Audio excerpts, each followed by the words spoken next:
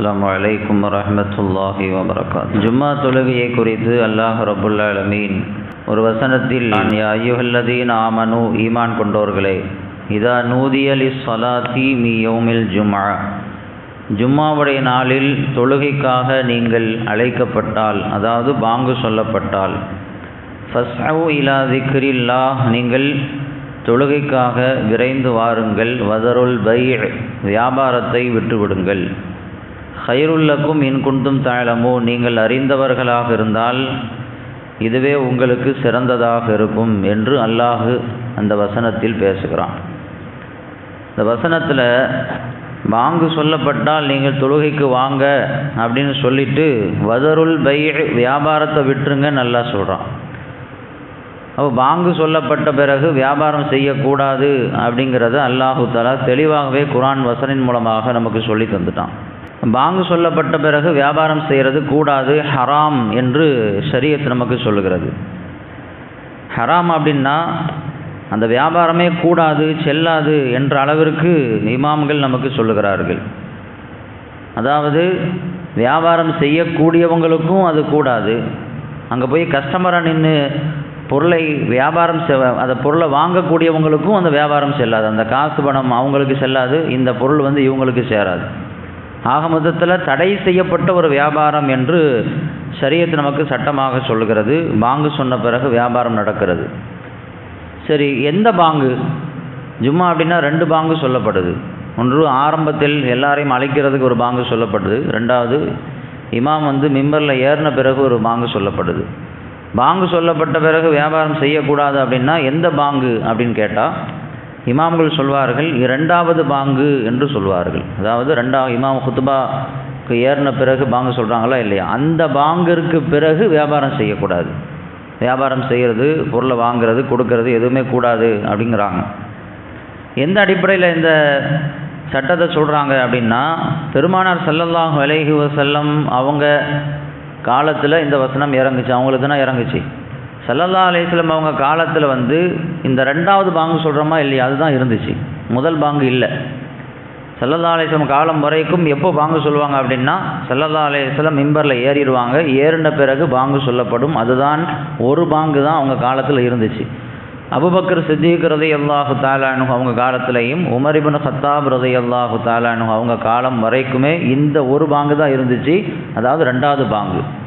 உஸ்மான் ரலியல்லாஹு தஆலா அன்ஹு அவங்க காலத்தில் தான் மக்கள் ரொம்ப பல்கி பெருகினாங்க. ஜும்மாவுடைய நேரம் அந்த வக்து அவங்களுக்கு தெரியப்படுத்தணும் அப்படிங்கிற ஒரு நிர்பந்தம் வந்துச்சு. அதனால் முன்கூட்டியே ஒரு பாங்கை ஏற்பாடு செய்யப்பட்டுச்சு. அது இன்றைக்கு நடைமுறையில் இருக்குது. ஸல்லல்லாஹு அலைஹி வஸல்லம் காலத்தில் இருந்தது 2வது பாங்கு தானே. அப்போ பாங்கு சொல்லப்பட்டால் நீங்கள் வியாபாரத்தை விடுங்க அப்படின்னு அல்லாஹ் சொன்ன அந்த உத்தரவு 2வது பாங்கை தான் எடுத்துக்கும். அதனால் 2வது பாங்கிற்கு பிறகு வியாபாரம் செய்கிறது கூடாது என்று இந்த வசனத்தை வைத்து பெருமானார் ஸல்லல்லாஹு அலைஹி வஸல்லமுடைய வாழ்க்கையை வைத்து நமக்கு இமாம்கள் விளக்கம் சொல்வார்கள். ஆனால் சில இமாம்கள், குறிப்பாக ஹனஃபி மதுஹபை சார்ந்த இமாம்கள் சொல்வார்கள், பாங்கு அப்படிங்கிறது முதல் பாங்கை எடுத்துக்கொள்ளும். பாங்கு சொல்லப்பட்ட பிறகு வியாபாரம் செய்யக்கூடாது அப்படின்னா 2வது பாங்கல்ல முதல் பாங்கு அப்படின்னு சொல்லி அவங்க சொல்கிறாங்க. ஏன் அப்படி சொல்கிறாங்க அப்படின்னா, முதல் பாங்குக்கு பிறகு வியாபாரம் செய்கிறது கூடும் அப்படின்னா மக்கள் எது வரைக்கும் வியாபாரம் செய்வாங்க? 2வது பாங்கு சொல்லப்படக்கூடிய அந்த நேரம், அந்த எஜ்ஜு வரைக்கும் வியாபாரம் செய்வாங்க. எடுத்துக்குவாங்களா இல்லையா? அப்போ எஜ்ஜு வரைக்கும் வியாபாரம் செஞ்சால் தொழுகைக்கு வரும்போது என்ன ஆயிரும்? குத்துபா ஆரம்பிச்சுன்னு குத்துபா கேட்க முடியாமல் போயிடும். இந்த வியாபாரம் செய்யக்கூடாது, அது செய்யக்கூடாது, இது செய்யக்கூடாதுன்னு சும்மா ஒரு நாளில் ஒழுக்கங்கள் சொல்லப்படுறதுக்கு அத்தனைக்கும் காரணம் என்னென்னா, குத்துபாவினுடைய மகத்துவத்தை மக்கள் புரியணும் அப்படிங்கிறதுக்காகத்தான். குத்துபாவை கேட்கறது கடமை, குத்துபாவை ஓதுறது கடமை, கேட்காம விடக்கூடாது அப்படிங்கிறதுக்காக தான் இத்தனை சட்டங்களும் சொல்லப்படுது. முதல் பாங்குக்கு பிறகு வியாபாரம் செய்கிறது கூடுன்னு சட்டம் சொன்னால் என்ன ஆயிரும்? கடைசி வரைக்கும் வியாபாரம் செய்வாங்க, முடிச்சுட்டு கடையை பூட்டிட்டு வர்றதுக்குள்ளே குத்துபா முடிஞ்சிடும். சமயங்களில் வீடு தூரமாக இருந்துச்சு, கடை தூரமாக இருந்துச்சுன்னா ஜும்மாவே போயிடும். அப்போ அதனால் இந்த அடிப்படையில் பார்க்கும் பொழுது ஹனஃபி மதுஹபை சார்ந்த இமாம்கள் சொல்வார்கள், முதல் பாங்கு தான் இந்த ஆயத்தை கொண்டு நோக்கம். அதனால் முதல் பாங்கு சொல்லப்பட்ட பிறகு வியாபாரம் தடை செய்யப்பட்டு விடும் என்று அவர்கள் தன்னுடைய கருத்தை பதிவு செய்கிறார்கள். யாருக்கு தடை என்றால், யாருக்கு ஜும்மா கடமையோ அவருக்கு தடை.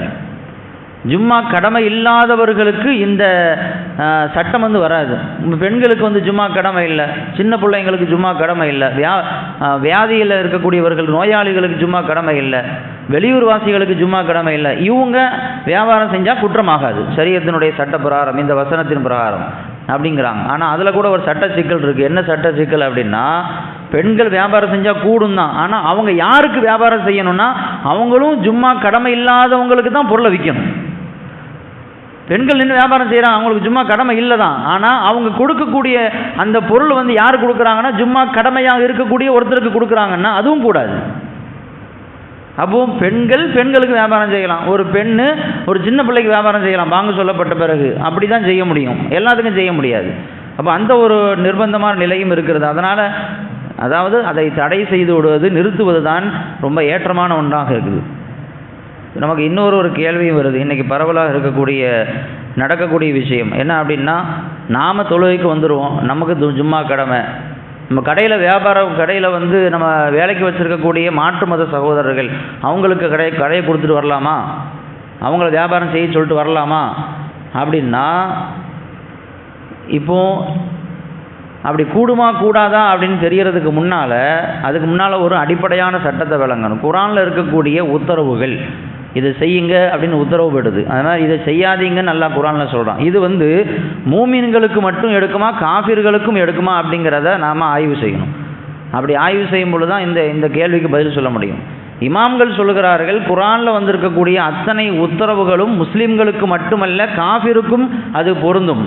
தொழுகுங்கன்னு அல்லாஹ் சொல்கிறது முஸ்லீம்களை பார்த்து மட்டுமல்ல காஃபிர்களையும் சேர்த்தான் சொல்கிறான். ஜகாத்து கொடுங்கன்னு சொல்கிறது முஸ்லீம்களை பார்த்து மட்டுமல்ல காஃபிர்களையும் சேர்த்தான் சொல்கிறான். நீங்கள் ஹராமாக விடுங்க, மது அருந்தாதீங்க, விபச்சாரம் செய்யாதீங்க அப்படின்னு தடை உத்தரவு இது முஸ்லீம்களுக்கு மட்டுமல்ல காஃபிர்களுக்கும் சேர்த்து தான் அல்லாஹ் சொல்கிறான். என்ன வித்தியாசம், நாம் செய்கிறோம் அவங்க செய்கிறதில்லை, நாம் தொழுகிறோம் அவங்க தொழுகிறதில்லை. ரெண்டாவது வித்தியாசம், நாம் தொழுதா கூடும், நம்மகிட்ட ஈமான் இருக்குது, அவங்கள்ட்ட ஈமான் இல்லாதனால தொழுதா கூடாது, ஆனால் அந்த உத்தரவு அவங்களுக்கும் பொருந்தும் அப்படிங்கிறது தான் இமாம்களுடைய உறுதியான கருத்தாக இருக்குது. அப்போது வாங்கு சொல்லப்பட்டால் வியாபாரம் செய்யாதீங்க, வியாபாரத்தை விடுங்க அப்படின்னு சொல்கிறது அந்த உத்தரவு மூமின்களுக்கு மட்டுமல்ல காபிர்களுக்கும் பொருந்தும். அப்போ அவங்க செஞ்சாலும் அது கூடாது தான்.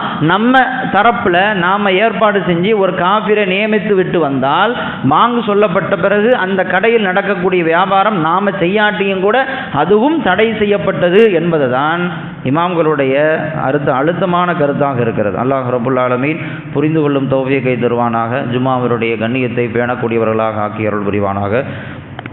வ ஆகிரு தஅவானா அல்ஹம்துலில்லாஹி ரப்பில் ஆலமீன்.